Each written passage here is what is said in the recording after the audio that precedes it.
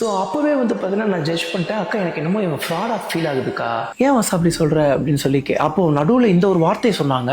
So வந்து இந்த phone number share பண்ணதுக்கு தலைவன் வந்து ஒரு வார்த்தை வந்து என் மேனேஜர் கிட்ட சொல்லியிருக்காரு. என்னன்னா, இதுதான் ஆர்டிஸ்ட்டுக்கும் இன்ஃப்ளூயன்சருக்கும் உள்ள வித்தியாசமா. இன்ஃப்ளூயன்சர்னா மொக்க, ஆர்டிஸ்ட்னா கெத்து அப்படிங்கிற மாதிரி அதில் மீன் பண்ணியிருக்காங்க. இங்கே யாருமே மொக்கையெல்லாம் கிடையாதுங்க, எல்லாருமே கெத்து தான். சார் வந்து ஆர்டிஸ்ட்னா பெரிய ஆளுன்னு நினச்சிட்டு இருக்காங்கன்னா, சார் கிட்ட நான் மேனேஜர் கிட்ட சொல்ல சொன்னது என்னன்னா, மற்ற ஆர்டிஸ்ட் வந்து ஆர்டிஸ்டாக இருந்துட்டு இன்ஃப்ளூயன்சர் ஆயிருந்திருப்பாங்க. ஆனால் நான் அப்படி கிடையாது.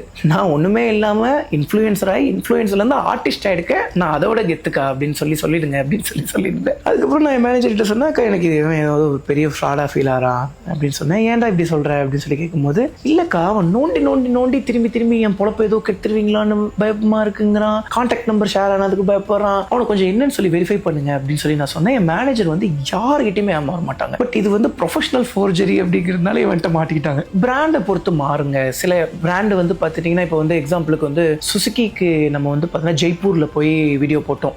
மாருதி சுசுக்கி விக்டோரியஸ் அப்படின்னு சொல்லி ஒரு காருக்கு வந்து பார்த்துட்டிங்கன்னா நம்ம வந்து ஜெய்ப்பூர் ராஜஸ்தானுக்கே போய் ப்ரொமோஷன் போட்டோம். எப்பவுமே பெரிய பிராண்ட்ஸ் எல்லாமே வந்து பார்த்தீங்கன்னா வீடியோ போட்டக்கப்புறம் தான் வந்து பார்த்துட்டிங்கன்னா அமௌண்ட் ரிலீஸ் பண்ணுவாங்க.